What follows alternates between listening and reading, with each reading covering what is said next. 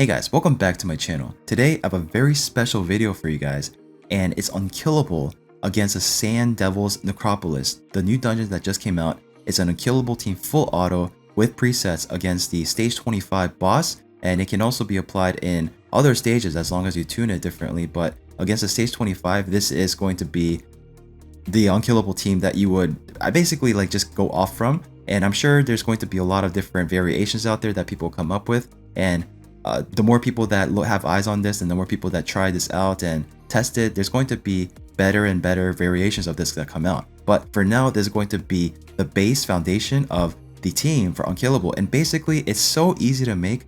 As far as if you already have an Unkillable team for Bateater, for instance, then you're going to have an easier time making this kind of composition because the speeds are practically the same. And I do have to give credit where it's due. This original post actually came from Reddit. I don't have the actual page or the post that the link to it, but I do have the screenshot that I was sent of the actual post. And I do want to give credit to MurderInc as well, who did let me know about this post. And also make sure to head over to MurderInc's channel. Him and I are doing kind of an unofficial collab, dare I say. And it's very similar composition, but different variation. He goes full deep into the breakdown of this kind of tuning, the nuances, and like what works, what doesn't work, and super big brain. Definitely check out MurderInc. He's a good friend of mine and my clanmate, and really super big brain. So make sure to show him lots of love and support. And I have to give full credit to my clanmate Haha too, because he's the one that hopped on my account to make this composition while I was sleeping for fun. And yeah, he made this composition. Oh, here it is. So the original post came from Vrakal on Reddit. And this is more of a proof of concept team just because it's obviously takes forever. Although higher level Brimstone would speed it up a lot. Worse on stage 25 with same speeds, but Earl Gnarl is my best DPS option and weak affinity on 25. So basically, it's going to involve a Lightsworn that is really fast, but you can use a level 1 Lightsworn fresh out of a shard pool basically. You do not want to book them at all. So this team will call it LiQWYD, but you can actually replace the Lightsworn with another Revive on Death champion, but there is a very important thing to note here. It has to be on a 5-turn cooldown, so you do not want to book the Lightsworn or anything like that, but I will get a little bit deeper into it in a moment. But as far as the team composition goes, the core composition is going to be 2 Man-Eaters, Painkeeper. Now these 3 champions are the exact same speed that I use in my actual Bateater composition for Clanboss. It's the exact same speeds and I didn't change anything. So the first 2 Bateaters, the first 2 Man-Eaters here is at 266 speed, 239 speed, and that's pretty much the most important thing. And as far as like the damage output here, I mean, that's something you're going to have to min-max yourself and go from there. But and the Painkeeper here we have at 240 speed. Now she's going to be like kind of like in a Bateater composition. She's there to basically, she's going to be reducing the skills of all the other champions by 1 turn, and that's going to help you enable a rotation going for your Man-Eaters to give you unlimited Unkillable and Revive on Death basically. So we have her at 240 speed, and again, you're going to have to min-max this yourself.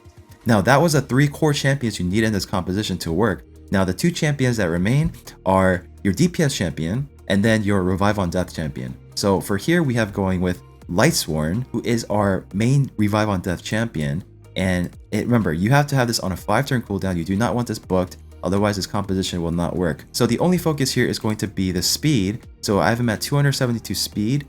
I mean, you can min-max as much as you can if you'd like, but that's all you really need to focus on here. He's just there to do Revive on Death. He's pretty much putting on no damage right now at this point anyways, but a little more damage could help reduce the time a bit.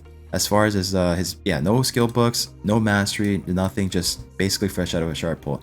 And over to, we have an Acrizia as our main DPSer, who is a boss killer, right? She does massive damage. Her job here is just to put out massive damage and apply the Brimstone. So that's her only role here. You could go, I don't want to try, I mean, stage 25 is a red affinity, so champions like Royal Guard, Elenaro, who is a decent option as well for HP burn. There are some other options as well for damage. Septimus is a good one too. Like, that's something you guys can mess around with and try for yourself to see what is a really decent option. But Acrizia is my best boss killing damage dealing champion, and I do have her with Brimstone, so that's who I wanted to go with. But I did also try with Barrican the Fat, who actually did the job as well because he has the HP burn and the poisons, but it's on a 3-turn cooldown, so it's not going to be as fast of a run. And I also don't have Brimstone on him because he's not a legendary champion, and I don't have him awakened. But applying the HP burn with the poisons is going to be kind of like a very similar, maybe not as strong as a Brimstone, but it's like a pseudo Brimstone in a sense. But HP burn is another solid option if you can have that on a 2-turn cooldown, like from a Yoshi, or from no cooldown, just a single target hit from the A1. Kind of like an Eleonaro, but again, she's a bad affinity, so it's not always going to land. But it's another option as well. But the run is not. It's gonna be a bit slower than what the Crizzy is gonna bring to the table, because the Crizzy she does a lot of damage, right? So we have a Crizzy here built in. The speed we're going for is, so the sweet spot for the damage dealer you're gonna go with is 241 to 243 speed, in between that range. So I do have him with. She's decently built in Savage Gear, so she's gonna be putting out some damage.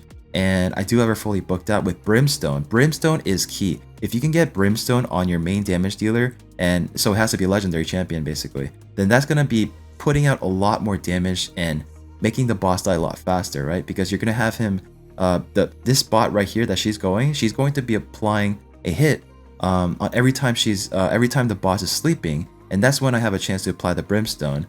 And for the masteries here, I have her built with just going up to the flawless execution. And did I show the other champions here? I don't think I did. So I do have the man-eaters fully booked out too. I have Phantom Touch on this one, and the masteries for the man-eaters are pretty much the same here, going down to the War Master with the counterattack ability here, capability. And for the second man-eater, the same masteries as well. And for this one, I have him with Phantom Touch also. And yeah, so those are the speeds, those are the stats. And for the Penkeeper here, I don't think I showed the masteries here as well. We have going down to the flawless execution again, or the War Master, sorry. And then going for the skills here, we have her fully booked out again with Phantom Touch. So that's pretty much a team here. And the Ferric and the Fat, like I said, I did build him with, I didn't really like maximize his damage or anything. I just wanted to see if he was a viable option with the HP burn and the poisons landing. And for stage 25 for this dungeon, you're going to need about 530 accuracy, or about 520 or so. But yeah, the speed and the accuracy is all I focus on here, just to see if I was able to make it work. And it does work, but it's just slower. So there's plenty of options out there available. So this will be like the base blueprint of this kind of composition to work in the dungeon for stage 25.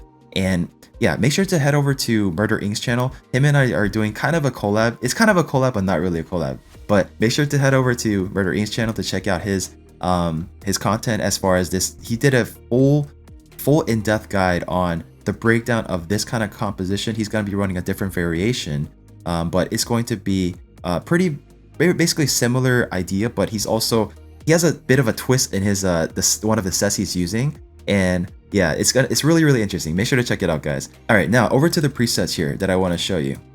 For this composition, you're basically going to, I mean, again, it looks like a man-eater, it looks like a Bateater composition without the Bateater. And yeah, basically, right, because we have our damage dealer here. So the preset here we're gonna go with is, and you don't have to do round 2, round 3. It's just one round basically. So it's just against one boss, right? So all right, so for the crazy here, we do have the A3 turned off for whatever reason. I think it's because I was running a different composition before, and I did not want to try to steal the turn meter. But yeah, this could probably be off anyways. So Light Sword here, we have the A2 turned off. This is going to be the decrease attack and decrease speed. All we're trying to do is tune it so we can have this going every single time right before the boss does his AoE hit that just wipes us out. So for the first man-eater here, who's going to be slower, is opening with the A1. You're going to turn off the A2. And for the faster man-eater, we're going to turn off the A2. We're going to open with the A3, which is the Unkillable. So for the Penkeeper here, we have the opening for the A2, and that's pretty much it. So like I said, I did do another composition, like just throwing in another damage dealer to see if it was viable, and it definitely was viable. Basically the same thing here, except I have him opening with the A2 here. That was the best way I found it, because the opening start, the boss is gonna wipe you out. You're gonna come back to res. He's going to put the sleep on himself, and then you're gonna open with the Ferric and the Fat, putting the Brand of Shame with the poisons, HP burn, ticking off a massive amount of damage, and then go from there. But again, with Ferric and the Fat, this is not on a 2-turn cooldown, and it's going to be applying like every other hit, basically every other sleep phase. So it could be a lot faster if this was every 2-turn cooldown. But yeah, there's other champions, like I said, like Yoshi, who does HP burn on a 2-turn cooldown, and you can also have the Brimstone on him. So Yoshi would be a solid option as well here. Yeah, but pretty much the same composition as well. So that's pretty much the team, guys. I hope you guys enjoy this tuning. I hope you guys enjoyed this this really insane composition. Once again, I gotta give a shout out and credit to Rascal, who came up with this composition idea.